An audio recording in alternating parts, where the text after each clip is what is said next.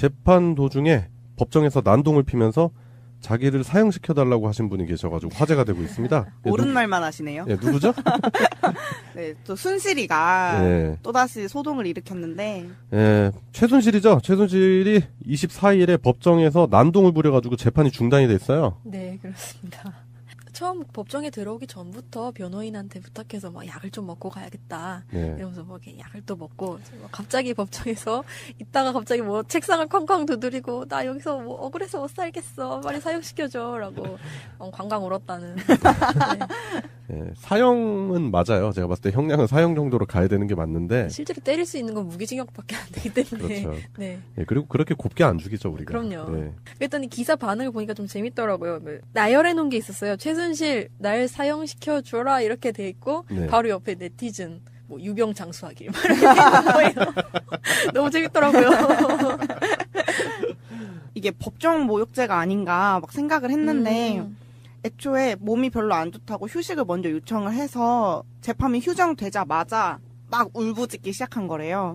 그래서 휴정하고 나서 막 사형으로 죽여달라 얘기를 하다가 나간 다음에 그 다음에 변호사가 와서 이제 최순실 없이 이렇게 이어갔다고 하더라고요. 근데 그렇게 떠든 것 때문에 뒤에 있는 개정 시간도 5분 더 지체되는 등 뭐 아무튼 변호사랑 얘기할 때도 밖에서 울부짖는 소리가 안에까지 들리고 했다고 해서 또 이것도 법정 모독죄 될 수 있을 것 같은데 싶기는 했어요. 법정 모독죄를 피하면서 이슈를 만든 거죠. 그러니까요. 딱 예. 휴정하자마자 막 울부짖고. 그러니까 다 되게 절묘하잖아요. 맞아요. 왜 감정의 기복이 하필이면 휴정할 때 나타나냐고.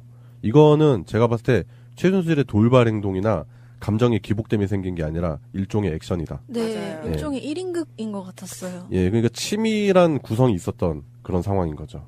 분명히 지금 현재 재판이 불리하게 돌아가요. 최순실 입장에서 봤을 때는 네. 재판이 유리하게 돌아가지 않을 거다라는 생각도 들었을 거고, 최근 또 이제 국정원 특수활동비 관련해가지고도 이제 그 혐의가 또 추가될 가능성이 충분히 있잖아요. 네, 그렇죠. 그 특수활동비가 약 4,500만 원 정도? 네. 그러니까 무슨 강남의 그 일명 비밀 의상실에서 네. 제작된 옷과 가방의 비용을 네. 처리하는 데 쓰였다. 뭐 이런 얘기도 있고요. 예. 그렇기 때문에 자꾸 이런 식으로 재판을 방해하는 거죠. 질질 끌어보고 싶고, 이런 모습을 보였기 때문에 이제 다음 재판에서는 건강상의 문제로 분명히 불출석하지 않을까. 그런 생각도 들어요. 박근혜도 보이콧하고 최순실도 보이콧하고 아주 쌍으로 걸석 재판인가요? 그걸? 네. 걸석 재판을. 근데 저는 사실 그걸 찾아보니까 미결 구금실이라는 게 있더라고요. 미결 구금실이요? 네, 그 계속 법정에서 판결을 받기까지 구속 수사가 진행되면 네. 그래서 구속해서 뭔가 재판을 받게 되면 그동안 구치소에서 있었던 시일을 그 형량에다가 포함하는 네, 그런 게 있대요. 근데 제가 요새 슬기로운 감방 생활인가 그걸 보는데 구치소랑 그 감방이라고 하면 되나? 교도소. 네, 구치소랑 교도소의 환경은 이게 같은 것 같으면서도 되게 많이 현저하게 다르게 묘사가 되더라고요. 그래서 혹시나 여기서 어차피 자기가 형량 받을 거라니까 구치소에서라도 질질 끌어서 조금이라도 좀 편하게 지내보려고 그랬나? 이런 생각도 들더라고요. 조금 편한 데서 오래 개기고 네, 정작인데. 어차피 받을 거라고 하고 있으면. 힘든 데 가서 형량을 좀 줄여보자. 진짜 부질없다. 뭐 물론 그렇게 생각을 안 할 수도 있겠지만 네. 자꾸 뭐 이게 정상적인 모습은 아니잖아요, 솔직히. 그렇죠. 네. 정유라가 지금 돌아다니면서 최순실 재산을 이제 처분을 하고 있다고 하잖아요. 네. 그러니까 언젠가는 그 돈으로 나올 거라는 생각은 하고 있겠죠. 네, 나와서 또 그 돈으로 누려야 될 거 아닙니까? 그렇죠. 그렇기 때문에 최순실 같은 사람들이 만들어 놓은 불법 재산들 있죠. 그런 재산들을 환수하는 법안이 필요하다고 생각합니다, 저는. 반드시. 최순실 씨가 이렇게 막 상체를 막 크게 흔들면서 상체를 크게 흔들었대요? 예, 막 책상에다 이렇게 상체를 막 부딪혀가면서 막 하체는 안 뭐 흔들었지. 크게 울었다. 같이 흔들지. 근데 왜 휠체어 타고 나갔지? 뭐 그 하체는 그 멀쩡한데. 그럼 휠체어에다가 상체를 휠체어에다 박아놓고 이렇게 밀고 나간다. 다리는 이렇게 공중에 떠 있고. 괜찮은데 그거. 예, 그렇게 묘사를 했는데 그게 네. 제가 봤던 영상 중에 이제 미국에서 청소년 범죄자 중에 네. 살인 저질렀는데 자기가 죄를 받게 될지 모르는 듯한 표정으로 앉아있다가 선고로 갑자기 무기징역을 딱 받으니까 갑자기 울기 시작하는 그 아이랑 굉장히 비슷했어요. 예, 그래요.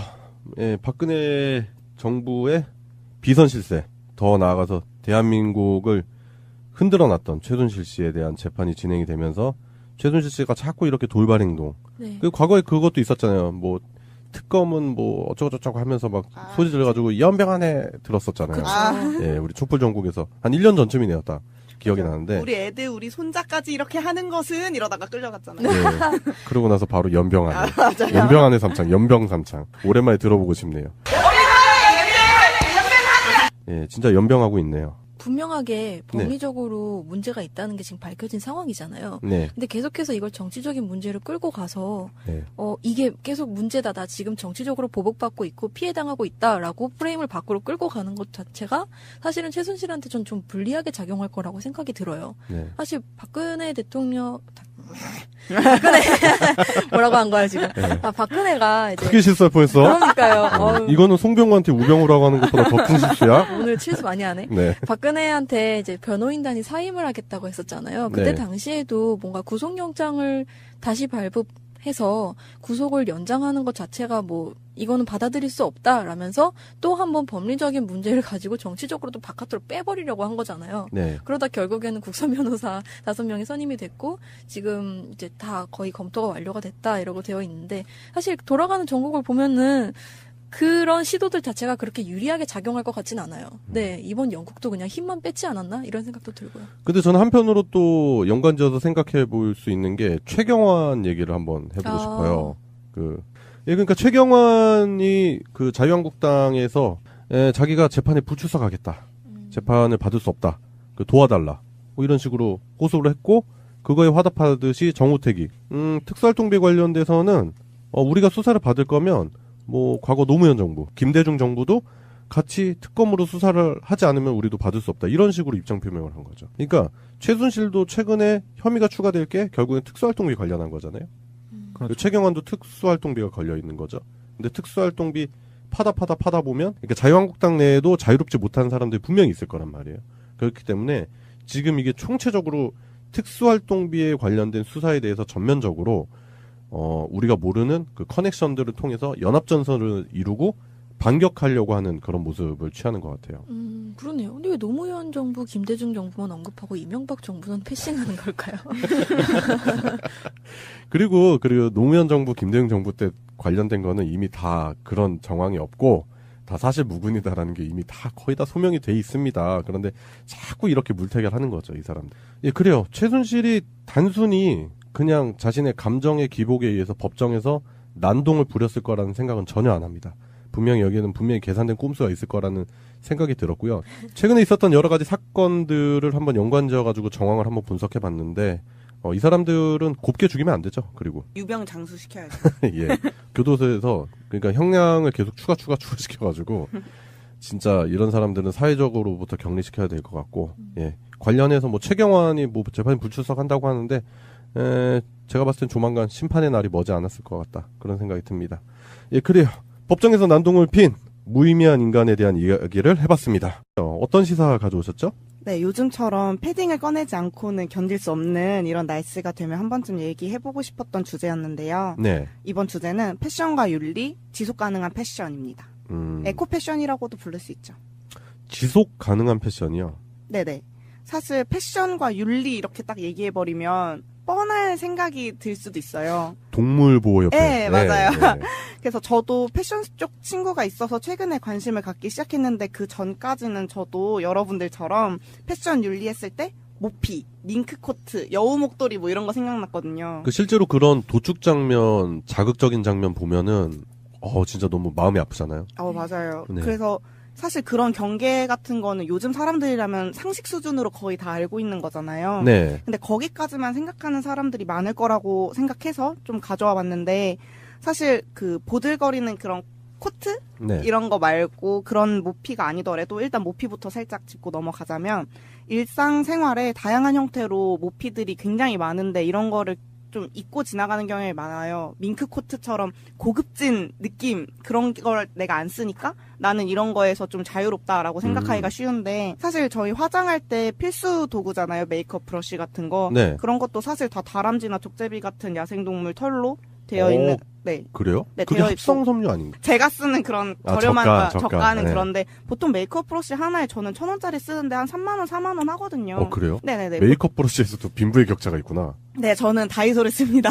즐거운 쇼핑 다 있어요. 아, 제가 메이크업 브러쉬를 안 쓰니까 네. 쓸 아, 일도 네네네. 없을 것 같고. 보통 사면 한 2, 3만 원대 많이 사요. 아, 그게 동물 털로 만든다? 네네네. 어. 그리고 아까 얘기했던 이 날씨에 빼놓을 수 없는 이 패딩도 다들 아시잖아요. 오리나 구스타운. 예. 네. 거의 털을 쓰는 것도 산채로 이렇게 목이 눌려서 털을 뽑는 걸로 유명하잖아요. 구스다운이나 뭐 덕다운 많이 입잖아요, 요즘. 보통 하나씩은 장만하고 있잖아요. 근데 제가 어렸을 때 기억으로는 오리털 잠바를 가지면 부의 상징. 맞아요, 맞아요. 예, 진짜 예전에 사기 힘들었었거든요.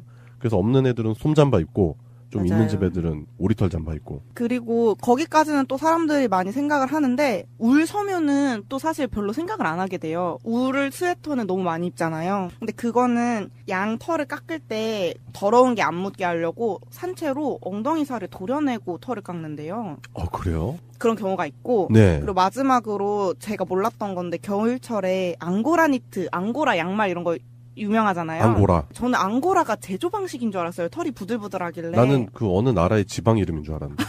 그러니까 이게 앙고라 지방. 앙고라 토끼가 있대요. 앙고라 토끼요? 네네네. 네. 그래서 그 토끼 역시 산채로 붙잡혀서 털이 뜯기는 방식인데, 뜯긴다고요? 네. 미는 게 아니고? 네, 뭐, 아. 어쨌든 산채로 그렇게 동물이 학대가 되는 거죠. 그러니까 이게 반대로 한번 생각을 해보면 우리가 다른 개체에 의해서 산채로 머리털이 뜯긴다고 생각해보면 될 것 같아요. 그래서 외계인들이 그걸로 목도리 짜입고. 머리털 뜯긴다고 생각해봐요. 가다가 죽어. 잡혀서 옷도 벗겨지고 막 머리털도 뜯기고 옷만 막 벗기면 되는데 이러고 털이 다 뽑힌다고 생각해봐요. 네. 좀 그렇지. 무섭죠. 네. 그래서 이렇게 모르는 새에 소비데스 모피는 가장 가시적인 예시일 뿐이고, 네. 사실 패션 산업 자체가 근본적으로 또 구조적으로 여러 문제를 만들어내고 있어요. 이게 아무리 멋있는 최신 트렌드에 막 디자인 막 번쩍번쩍하고 이런 패션이더라 하더라도 어쨌든 다 전통적인 산업, 그러니까 면농사랑 뭐 양사육, 섬유 제조, 염색 공정 같은 전통적인 산업이 베이스에 되어 있기 때문에 그런 작업이 나오는 건데 사람들이 그 화려한 외면 때문에 그걸 되게 쉽게 망각하거든요. 되게 패션쇼를 보고 사람들이 디자이너가 바느질하는 모습, 막 재단하는 모습을 상상하지 뭐 양털이 뜯기거나 뭐 이렇게 염색 공정, 섬유 공정을 생각하진 않잖아요. 그렇죠. 그렇기 때문에 사람들이 쉽게 잊게 되는 건데, 물론 요즘에는 아까 얘기했던 오리털이나 거위털 같은 보온제도 RDS라고 해서 책임 있는 다운 기준 같은 단체가 만들어져서 살아있는 거위의 털을 거의 쓰지 않고 뭐 좋은 환경에서 사육되는 뭐 거위에서 나온 털이다라는 인증제도 같은 걸 많이 해서 요즘 대형 업체들에서는 네. 다 이 RDS에서 인증 마크가 찍혀 있는 제품들을 많이 내보이고 있거든요. RDS. 네, 그리고 울 같은 경우에도 울은 자체는 어떻게 하는지 모르겠지만 양이 어쨌든 스트레스를 많이 받잖아요. 예, 그렇죠. 그렇기 때문에 대체품으로 이런 게 있더라고요. 제가 학교 과제 때문에 뭐 알아보다가 발견했는데 캐시미어라는 염소가 털이 저절로 빠지는 동물이래요. 아, 캐시미어 소재가 유명하잖아요. 네네네. 그래서 최근에는 그 한국 브랜드에도 런칭된 게 있던데 무조건 그 캐시미어가 털갈이를 해서 자연스럽게 바닥에 이렇게 널브러진 털들만 모아서 쓰는 그런 브랜드도 생겨나고 환경 문제에 관심을 갖는 업체들이 좀 많아지고 있다고 해요. 캐시미어가 소재가 비싼 걸로 알고 있는데. 그럼요. 쉽게 이렇게 서민들이 접할 수 있는 옷은 아닌 걸로 알고 그럼요. 있는데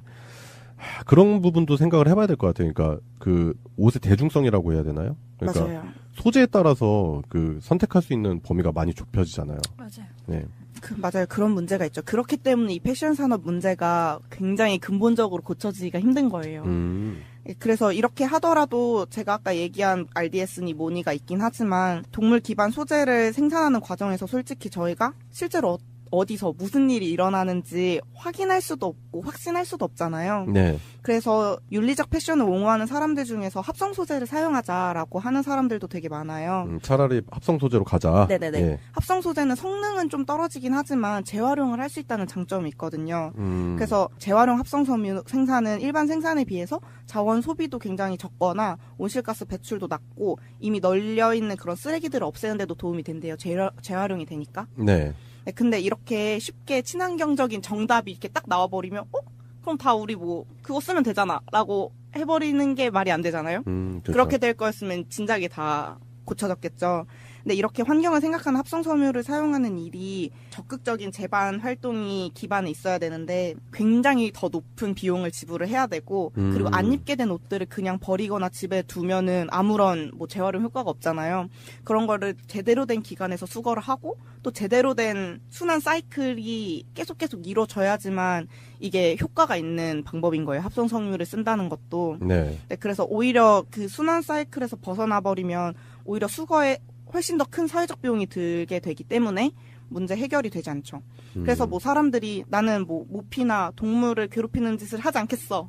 나는 이제 동물 친화적인 옷만 입을 거야 라고 말을 한다고 하더라도 옷 한 벌을 만들 때 나오는 뭐 쓰레기, 이산화탄소, 물의 소비 이게 사실 엄청 뜬구름 잡는 소리 같지만 옷은 다시 한번 생각해보면 전 세계 사람들이 다 입잖아요.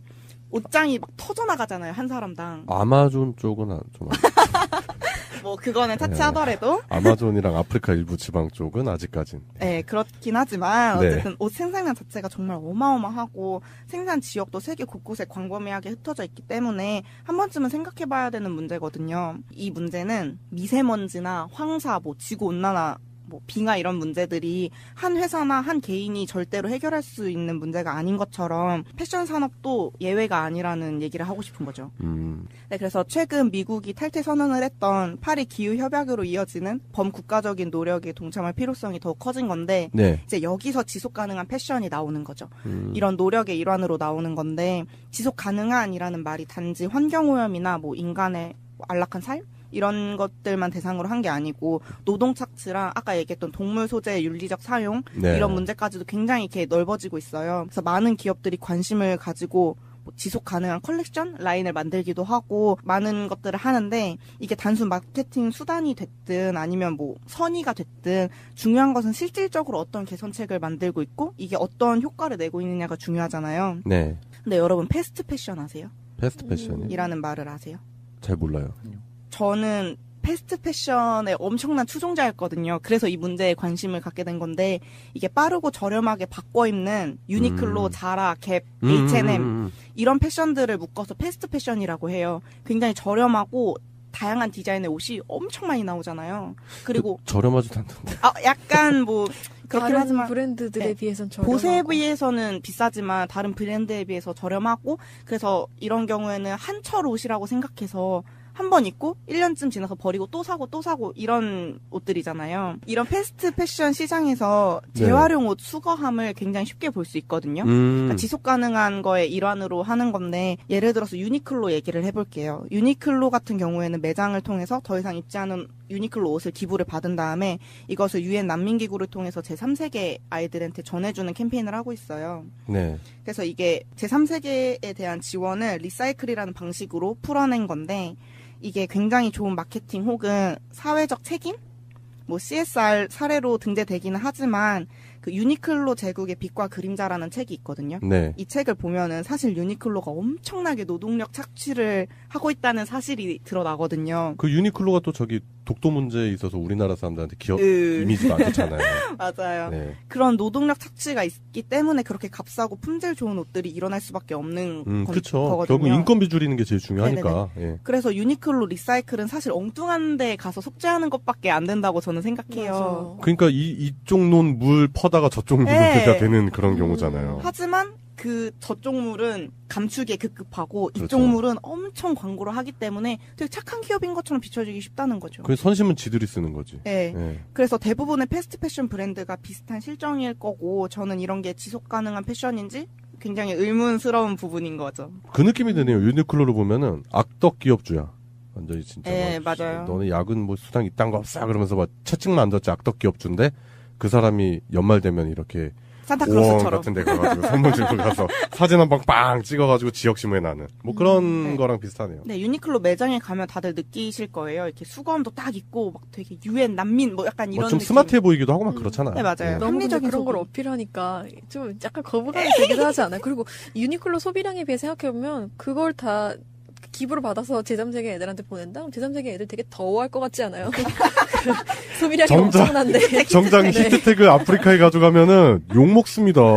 아니, 그 소비량이 엄청난데, 그걸 뭐, 기부를 뭐, 아니, 네? 히트태그는 킬리만자로 잘 고원 모르겠어요. 올라갈 때나 필요한 거지. 일반 아프리카 사람들한테는 민폐지. 비싸대기마저 잘못하면. 맞아요. 어떤 방식으로 되는지 저희가 확인을 할 수 없으니까. 네, 그렇죠, 네. 그렇죠. 뭐 이런 그거는. 우스갯소리를 하는데, 네. 네, 뭐, 그런데 한편으로는 제가 또 사례를 소개하자면 지속 가능한 패션의 움직임 안에서 좀 흥미로운 사례도 있기는 해요. 전통적인 운동화는 천이랑 가죽이 이렇게 바느질이 중간중간에 들어가 있잖아요. 네네. 조각조각을 잘라서 엮어서 붙여놓는 건데, 최신 운동화 중에 몸체를 이렇게 많이 보셨을 거예요, 여름에. 얼기설기 이렇게 집 엮듯이 네네네. 엮어놓은 운동화를 보거나, 아니면은 양말, 거의 양말인데 양말 밑에 밑창이 달려있는 식의 그런 좀 특이한 운동화들 아마 보셨을 분들이 계실 텐데, 네. 이게 뭐 가볍고 편안해서 인기를 얻고 있긴 하지만 솔직히 처음 보면은 기성 제품에 익숙해진 저희의 눈에는 이게 도대체 뭐라고 신고 다니지? 가격은 비싸기만 하고 이렇게 생각하기가 쉽거든요. 근데 양말 밑에 밑창 달려있는 것 같은 게 플라이니트라는 그런 운동화인데 제작 과정에서 배출되는 쓰레기가 보통 운동화에 비해서 60%나 줄었대요. 그러니까 패션 브랜드들이 이렇게 친환경적인 소재로 뭐 제조 방식을 굉장히 연구하고 새로운 섬유를 연구하고 하는데 이러다 보면은 이게 나이키에서 나름 히트를 치고 있거든요. 저희가 네. 아직 제대로 보진 못했지만. 그렇죠. 그래서 앞으로 저희의 일상복도 좀 달라질 가능성이 있지 않을까 생각을 해봐요. 쓰레기가 덜 나오는 방식으로 디자인되고 소재나 재봉 방식 자체가 아예 생각지도 못한 방법으로 바뀌게 되면은, 그리고 저희가 그런 거에 지속 가능한 패션에 계속 관심을 갖게 되면 이런 게 또 하나의 유행이 돼서 사람들이 굉장히 에코 패션 이 하나의 트렌드가 되는 거죠. 그래서 그런 식으로 가게 되면은 좀 좋겠다라는 생각을 했어요. 네, 그래서 아무튼 복잡한 얘기기는 하지만 결론을 내리자면 결국에 이런 문제들이 옷을 너무 많이 사고 너무 많이 버려서 비롯된다는 거예요. 패스트 패션이 생겨난 다음에 그 패션이 소비되고 생산되는 주기가 되게 빨라졌다고 들었어요. 훨씬 빨라졌다고. 네. 네, 그래서 그만큼 소비랑 뭐 이렇게 만들면서 생겨나는 오염 같은 것도 훨씬 더 많아진 거라고 생각할 수 있거든요. 맞아요. 어차피 예. 받을 거라고 하고 있으면. 힘든데 가서 형량을 좀 줄여보자. 진짜 부질없다. 뭐 물론 그렇게 생각을 안 할 수도 있겠지만 네. 자꾸 뭐 이게 정상적인 모습은 아니잖아요, 솔직히. 그렇죠. 네. 정유라가 지금 돌아다니면서 최순실 재산을 이제 처분을 하고 있다고 하잖아요. 네, 그러니까 언젠가는 그 돈으로 나올 거라는 생각은 하고 있겠죠. 네, 나와서 또 그 돈으로 누려야 될 거 아닙니까? 그렇죠. 그렇기 때문에 최순실 같은 사람들이 만들어 놓은 불법 재산들 있죠. 그런 재산들을 환수하는 법안이 필요하다고 생각합니다, 저는. 반드시. 최순실 씨가 이렇게 막 상체를 막 크게 흔들면서 상체를 크게 흔들었대요? 예, 막 책상에다 이렇게 상체를 막 부딪혀가면서 막 하체는 안 뭐 들었지. 크게 같이 울었다. 울지. 근데 왜 휠체어 타고 나갔지? 뭐 그 하체는 그 멀쩡한데. 그럼 휠체어에다가 상체를 휠체어에다 박아놓고 이렇게 밀고 나간다. 다리는 이렇게 공중에 떠있고. 괜찮은데, 그거. 예, 그렇게 묘사를 했는데 그게 네. 제가 봤던 영상 중에 이제 미국에서 청소년 범죄자 중에 네. 살인 저질렀는데 자기가 죄를 받게 될지 모르는 듯한 표정으로 앉아있다가 선고로 갑자기 무기징역을 딱 받으니까 갑자기 울기 시작하는 그 아이랑 굉장히 비슷했어요. 예, 그래요. 예, 박근혜 정부의 비선 실세, 더 나아가서 대한민국을 흔들어 놨던 최순실 씨에 대한 재판이 진행이 되면서 최순실 씨가 자꾸 이렇게 돌발 행동. 네. 그 과거에 그것도 있었잖아요. 뭐 특검은 뭐 어쩌고저쩌고 하면서 막 소리 질러가지고 연병 안에 들었었잖아요. 예, 우리 촛불 전국에서 한 1년 전쯤이네요, 딱 기억이 나는데. 우리 애들, 우리 손자까지 이렇게 하는 것은 이러다가 끌려갔잖아요. 예, 그러고 나서 바로 연병 안에. 맞아요. 연병 안에 삼창, 연병 삼창. 오랜만에 들어보고 싶네요. 예, 진짜 연병하고 있네요. 분명하게 법리적으로 문제가 있다는 게 지금 밝혀진 상황이잖아요. 네. 근데 계속해서 이걸 정치적인 문제로 끌고 가서 네. 이게 계속 문제다. 나 지금 정치적으로 보복받고 있고 피해당하고 있다라고 프레임을 밖으로 끌고 가는 것 자체가 사실은 최순실한테 전 좀 불리하게 작용할 거라고 생각이 들어요. 네. 사실 박근혜 대통령 박근혜 뭐라고 한 거야 지금? 박근혜가 이제 크게 실수할 뻔했어. 그러니까요. 어우, 이거는 송병구한테 우병우라고 하는 것보다 더 큰 실수야. 오늘 실수 많이 하네. 네. 박근혜한테 이제 변호인단이 사임을 하겠다고 했었잖아요. 그때 네. 당시에도 뭔가 구속영장을 다시 발부 해서 구속을 연장하는 것 자체가 뭐 이거는 받아들일 수 없다라면서 또 한 번 법리적인 문제를 가지고 정치적으로 또 바깥으로 빼버리려고 한 거잖아요. 네. 그러다 결국에는 국선 변호사 5명이 선임이 됐고 지금 이제 다 거의 검토가 완료가 됐다 이러고 되어 있는데 사실 돌아가는 전국을 보면은 그런 시도들 자체가 그렇게 유리하게 작용할 것 같진 않아요. 네, 이번 영국도 그냥 힘만 뺐지 않았나? 이런 생각도 들고요. 근데 저는 한편으로 또 연관지어서 생각해 볼 수 있는 게 최경환 얘기를 한번 해보고 싶어요. 그러니까 최경환이 그 자유한국당에서 자기가 재판에 불출석하겠다. 재판을 받을 수 없다. 도와달라. 뭐 이런 식으로 호소를 했고 그거에 화답하듯이 정우택이 특수활동비 관련돼서는 우리가 수사를 받을 거면 뭐 과거 노무현 정부, 김대중 정부도 같이 특검으로 수사를 하지 않으면 우리도 받을 수 없다. 이런 식으로 입장 표명을 한 거죠. 그러니까 최순실도 최근에 혐의가 추가될 게 결국엔 특수활동비 관련한 거잖아요. 그리고 거기까지는 또 사람들이 많이 생각을 하는데 울 서면은 또 사실 별로 생각을 안 하게 돼요. 울을 스웨터는 너무 많이 입잖아요. 근데 그거는 양 털을 깎을 때 더러운 게 안 묻게 하려고 산채로 엉덩이 살을 도려내고 털을 깎는데요. 그래요? 그런 경우가 있고 네. 그리고 마지막으로 제가 몰랐던 건데 겨울철에 앙고라 니트, 앙고라 양말 이런 거 유명하잖아요. 앙고라. 저는 앙고라가 제조 방식인 줄 알았어요. 털이 부들부들하길래. 나는 그 어느 나라의 지방 이름인 줄 알았는데. 그러니까 이게 앙고라 지방. 앙고라 토끼가 있대요. 앙고라 토끼요? 네네네. 네. 그래서 그 토끼 역시 산채로 붙잡혀서 털이 뜯기는 방식인데. 뜯긴다고요? 네. 미는 게 아니고? 네, 뭐. 아. 어쨌든 산채로 그렇게 동물이 학대가 되는 거죠. 그러니까 이게 반대로 한번 생각을 해보면 우리가 다른 개체에 의해서 산채로 머리털이 뜯긴다고 생각해보면 될 것 같아요. 그래서 외계인들이 그걸로 목도리 짜입고.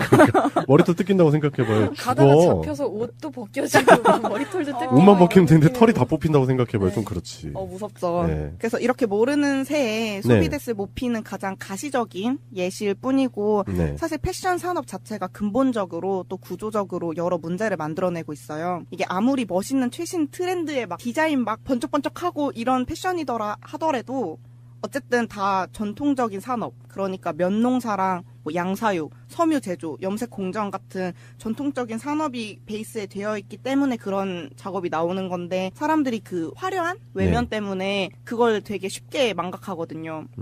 되게 패션쇼를 보고 사람들이 디자이너가 바느질하는 모습, 막 재단하는 모습을 상상하지 뭐 양털이 뜯기거나 뭐 이렇게 염색 공정, 섬유 공정을 생각하진 않잖아요. 그렇죠. 그렇기 때문에 사람들이 쉽게 잊게 되는 건데 물론 요즘에는 아까 얘기했던 오리털이나 거위털 같은 보온제도 RDS라고 해서 책임 있는 다운 기준 같은 단체가 만들어져서 살아있는 거위의 털을 거의 쓰지 않고 뭐 좋은 환경에서 사육되는 뭐 거위에서 나온 털이다라는 인증제도 같은 걸 많이 해서 요즘 대형 업체들에서는 네. 다 이 RDS에서 인증마크가 찍혀있는 제품들을 많이 내보이고 있거든요. RDS. 네, 그리고 울 같은 경우에도 울은 자체는 어떻게 하는지 모르겠지만 양이 어쨌든 스트레스를 많이 받잖아요. 네, 그렇죠. 그렇기 때문에 대체품으로 이런 게 있더라고요. 제가 학교 과제 때문에 뭐 알아보다가 발견했는데 캐시미어라는 염소가 털이 저절로 빠지는 동물이래요. 아, 캐시미어 소재가 유명하잖아요. 네네네. 그래서 최근에는 그 한국 브랜드에도 런칭된 게 있던데 무조건 그 캐시미어가 털갈이를 해서 자연스럽게 바닥에 이렇게 널브러진 털들만 모아서 쓰는 그런 브랜드도 생겨나고 환경 문제에 관심을 갖는 업체들이 좀 많아지고 있다고 해요. 캐시미어가 소재가 비싼 걸로 알고 있는데. 그럼요. 쉽게 이렇게 서민들이 접할 수 있는 옷은 아닌 걸로 알고 그럼요. 있는데 그런 부분도 생각을 해봐야 될 것 같아요. 그러니까 그 옷의 대중성이라고 해야 되나요? 그러니까 맞아요. 소재에 따라서 그 선택할 수 있는 범위가 많이 좁혀지잖아요. 맞아요. 네. 맞아요. 그런 문제가 있죠. 그렇기 때문에 이 패션 산업 문제가 굉장히 근본적으로 고쳐지기가 힘든 거예요. 그래서 이렇게 하더라도 제가 아까 얘기한 RDS니 뭐니가 있긴 하지만 동물 기반 소재를 생산하는 과정에서 솔직히 저희가 실제로 어디서 무슨 일이 일어나는지 확인할 수도 없고 확신할 수도 없잖아요. 네. 그래서 윤리적 패션을 옹호하는 사람들 중에서 합성 소재를 사용하자라고 하는 사람들도 되게 많아요. 차라리 합성 소재로 가자. 네네네. 예. 합성 소재는 성능은 좀 떨어지긴 하지만 재판 도중에 법정에서 난동을 피면서 자기를 사형시켜달라고 하신 분이 계셔가지고 화제가 되고 있습니다. 예, 옳은 말만 하시네요. 예, 누구죠? 네, 또 순실이가 예. 또다시 소동을 일으켰는데 예, 최순실이죠. 최순실이 24일에 법정에서 난동을 부려가지고 재판이 중단이 됐어요. 네, 그렇습니다. 처음 법정에 들어오기 전부터 변호인한테 부탁해서 막 약을 좀 먹고 가야겠다. 네. 이러면서 뭐 이렇게 약을 또 먹고 갑자기 법정에서 있다가 갑자기 뭐 책상을 쾅쾅 두드리고 나 여기서 뭐 억울해서 못 살겠어. 빨리 사형시켜줘라고 광광 울었다는. 네. 예, 사형은 맞아요. 제가 봤을 때 형량은 사형 정도로 가야 되는 게 맞는데. 실제로 때릴 수 있는 건 무기징역밖에 안 되기 때문에. 그렇죠. 네. 예, 그리고 그렇게 곱게 안 죽이죠, 우리가. 그럼요. 예. 그랬더니 기사 반응을 보니까 좀 재밌더라고요.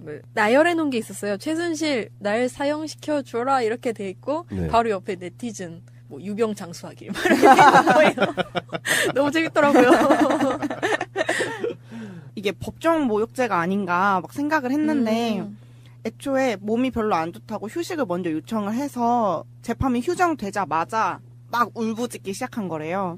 그래서 휴정하고 나서 막 사형으로 죽여달라 얘기를 하다가 나간 다음에 그 다음에 변호사가 와서 이제 최순실 없이 이렇게 이어갔다고 하더라고요. 근데 그렇게 떠든 것 때문에 뒤에 있는 개정 시간도 5분 더 지체되는 등 뭐 아무튼 변호사랑 얘기할 때도 밖에서 울부짖는 소리가 안에까지 들리고 했다고 해서 또 이것도 법정 모독죄 될 수 있을 것 같은데 싶기는 했어요. 법정 모독죄를 피하면서 이슈를 만든 거죠. 그러니까요. 딱 예. 휴정하자마자 막 울부짖고. 그러니까 다 되게 절묘하잖아요. 맞아요. 왜 감정의 기복이 하필이면 휴정할 때 나타나냐고. 이거는 제가 봤을 때 최순실의 돌발 행동이나 감정의 기복 때문에 생긴 게 아니라 일종의 액션이다. 네, 맞아요. 일종의 1인극인 것 같았어요. 예, 그러니까 치밀한 구성이 있었던 그런 상황인 거죠. 분명히 지금 현재 재판이 불리하게 돌아가요. 최순실 입장에서 봤을 때는 네. 재판이 유리하게 돌아가지 않을 거다라는 생각도 들었을 거고, 최근 또 이제 국정원 특수활동비 관련해가지고도 이제 그 혐의가 또 추가될 가능성이 충분히 있잖아요. 네, 그렇죠. 그 특수활동비가 약 4,500만 원 정도? 네. 그러니까 무슨 강남의 그 일명 비밀 의상실에서 네. 제작된 옷과 가방의 비용을 네. 처리하는 데 쓰였다. 뭐 이런 얘기도 있고요. 예. 그렇기 때문에 자꾸 이런 식으로 재판을 방해하는 거죠. 질질 끌어보고 싶고, 이런 모습을 보였기 때문에 이제 다음 재판에서는 건강상의 문제로 분명히 불출석하지 않을까. 그런 생각도 들어요. 박근혜도 보이콧하고 최순실도 보이콧하고 아주 쌍으로 걸석 재판인가요? 그걸? 네. 걸석 재판을.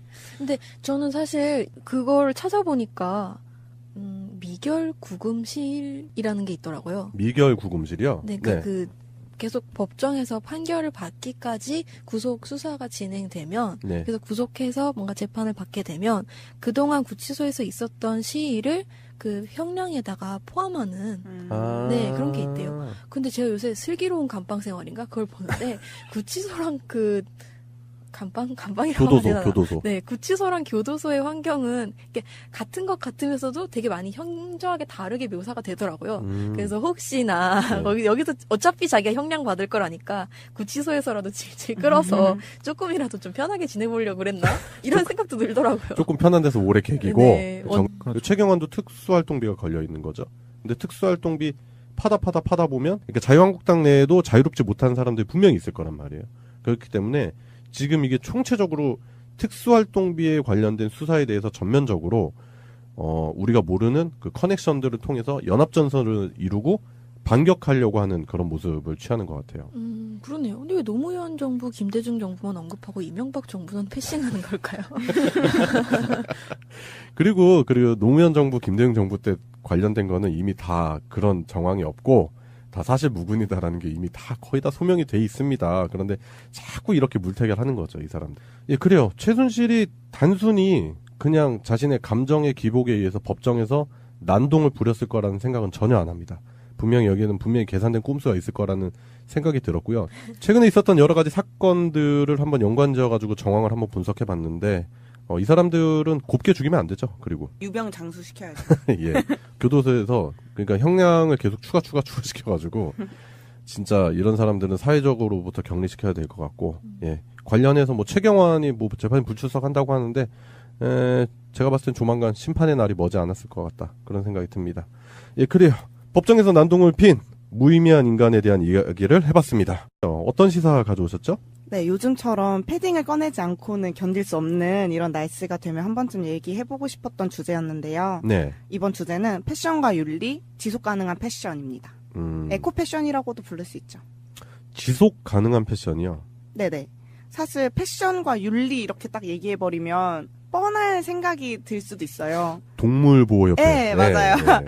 그래서 저도 패션 쪽 친구가 있어서 최근에 관심을 갖기 시작했는데 그 전까지는 저도 여러분들처럼 패션 윤리했을 때 모피, 밍크코트, 여우 목도리 뭐 이런 거 생각났거든요. 그 실제로 그런 도축 장면, 자극적인 장면 보면은 진짜 너무 마음이 아프잖아요. 맞아요. 네. 그래서 사실 그런 경계 같은 거는 요즘 사람들이라면 상식 수준으로 거의 다 알고 있는 거잖아요. 네. 근데 거기까지만 생각하는 사람들이 많을 거라고 생각해서 좀 가져와 봤는데 사실 그 보들거리는 그런 코트? 네. 이런 거 말고 그런 모피가 아니더라도 일단 모피부터 살짝 짚고 넘어가자면 일상생활에 다양한 형태로 모피들이 굉장히 많은데 이런 거를 좀 잊고 지나가는 경향이 많아요. 밍크 코트처럼 고급진 느낌 그런 걸 내가 안 쓰니까 나는 이런 거에서 좀 자유롭다라고 생각하기가 쉬운데 사실 저희 화장할 때 필수 도구잖아요. 메이크업 브러쉬 같은 거. 네. 그런 것도 사실 다 다람쥐나 족제비 같은 야생동물 털로 되어 있는 네. 그래요? 네, 그게 되어 합성 섬유 아닌가? 제가 쓰는 그런 저렴한 저가는 네. 그런데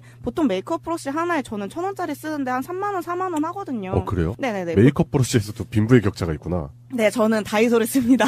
즐거운 쇼핑 다이소. 제가 메이크업 브러쉬를 안 쓰니까 네. 쓸 일도 네네네. 없을 것 같고. 보통 사면 한 2, 3만 원대 많이 사요. 그게 동물 털로 만든다? 네네네. 어. 그리고 아까 얘기했던 이 날씨에 빼놓을 수 없는 이 패딩도 다들 아시잖아요. 오리나 네. 거의 털을 쓰는 것도 산채로 이렇게 목이 눌려서 털을 뽑는 걸로 유명하잖아요. 구스다운이나 뭐 덕다운 많이 입잖아요, 요즘. 보통 하나씩은 장만하고 있잖아요. 근데 제가 어렸을 때 기억으로는 오리털 잠바를 가지면 부의 상징. 맞아요. 예, 진짜 예전에 사기 힘들었었거든요. 그래서 없는 애들은 솜잠바 입고 좀 맞아요. 있는 집 애들은 오리털 잠바 입고. 하지만 재활용을 할 수 있다는 장점이 있거든요. 음. 그래서 재활용 합성 섬유 생산은 일반 생산에 비해서 자원 소비도 굉장히 적거나 온실가스 배출도 낮고 이미 널려 있는 그런 쓰레기들을 없애는데도 도움이 된대요. 재활용이 되니까. 네. 네, 근데 이렇게 쉽게 친환경적인 정답이 이렇게 딱 나와버리면 그럼 다 우리 뭐 그거 쓰면 되잖아라고 해버리는 게 말이 안 되잖아요. 그렇죠. 그렇게 될 거였으면 진작에 다 고쳐졌겠죠. 근데 이렇게 환경을 생각하는 합성 섬유를 사용하는 일이 적극적인 재반 활동이 기반에 있어야 되는데 굉장히 더 높은 비용을 지불을 해야 되고 그리고 안 입게 된 옷들을 그냥 버리거나 집에 두면은 아무런 뭐 재활용 효과가 없잖아요. 그런 거를 제대로 된 기간에서 수거를 하고 또 제대로 된 순환 사이클이 계속 이루어져야지만 이게 효과가 있는 방법인 거예요. 합성 섬유를 쓴다는 것도. 네. 네, 그래서 오히려 그 순환 사이클에서 벗어나 버리면 오히려 수거에 훨씬 더 큰 사회적 비용이 들게 되기 때문에 문제 해결이 되지 않죠. 그래서 뭐 사람들이 나는 뭐 모피나 동물을 괴롭히는 짓을 하지 않겠어. 나는 이제 동물 친화적인 옷만 입을 거야 라고 말을 한다고 하더라도 옷 한 벌을 만들 때 나오는 뭐 쓰레기, 이산화탄소, 물의 소비 이게 사실 엄청 뜬구름 잡는 소리 같지만 옷은 다시 한번 생각해보면 전 세계 사람들이 다 입잖아요. 옷장이 막 터져나가잖아요. 한 사람당. 아마존 쪽은 좀 뭐 그거는 차치하더라도 아마존이랑 아프리카 일부 지방 쪽은 아직까진. 네, 그렇긴 하지만 네. 어쨌든 옷 생산량 자체가 정말 어마어마하고 생산 지역도 세계 곳곳에 광범위하게 흩어져 있기 때문에 한 번쯤은 생각해봐야 되는 문제거든요. 이 문제는 미세먼지나 황사, 뭐 지구온난화 뭐 빙하 이런 문제들이 한 회사나 한 개인이 절대로 해결할 수 있는 문제가 아닌 것처럼 패션 산업도 예외가 아니라는 얘기를 하고 싶은 거죠. 네, 그래서 최근 미국이 탈퇴 선언을 했던 파리 기후 협약으로 이어지는 범국가적인 노력에 동참할 필요성이 더욱 커진 건데 네. 이제 여기서 지속 가능한 패션이 나오는 거죠. 이런 노력의 일환으로 나오는 건데 지속 가능한이라는 말이 단지 환경 오염이나 뭐 인간의 안락한 삶 이런 것들만 대상으로 한 게 아니고 노동 착취랑 아까 얘기했던 동물 소재의 윤리적 사용 네. 이런 문제까지도 굉장히 이렇게 넓어지고 있어요. 그래서 많은 기업들이 관심을 가지고 뭐 지속 가능한 컬렉션 라인을 만들기도 하고 많은 것들을 하는데 이게 단순 마케팅 수단이 됐든 아니면 뭐 선의가 됐든 중요한 것은 실질적으로 어떤 개선책을 만들고 있고 이게 어떤 효과를 내고 있느냐가 중요하잖아요. 네. 근데 여러분 패스트 패션 아세요? 패스트 패션이 이라는 말을 아세요? 잘 몰라요. 저는 패스트 패션의 엄청난 추종자였거든요. 그래서 이 문제에 관심을 갖게 된 건데 이게 빠르고 저렴하게 바꿔 입는 유니클로, 자라, 갭, H&M 이런 패션들을 묶어서 패스트 패션이라고 해요. 굉장히 저렴하고 다양한 디자인의 옷이 엄청 많이 나오잖아요. 그리고 저렴하지도 않던데. 약간 뭐 그렇긴 다른 하지만 브랜드들에 네. 비해서는 저렴하고. 보세에 비해서는 비싸지만 다른 브랜드에 비해서 저렴하고 그래서 이런 경우에는 한철 옷이라고 생각해서 한 번 입고 1년쯤 지나서 버리고 또 사고 이런 옷들이잖아요. 이런 패스트 패션 시장에서 재활용 옷 수거함을 굉장히 쉽게 볼 수 있거든요. 그러니까 지속 가능한 거의 일환으로 하는 건데 예를 들어서 유니클로 얘기를 해볼게요. 유니클로 같은 경우에는 매장을 통해서 더 이상 입지 않은 유니클로 옷을 기부를 받은 다음에 이것을 UN 난민기구를 통해서 제3세계 아이들한테 전해주는 캠페인을 하고 있어요.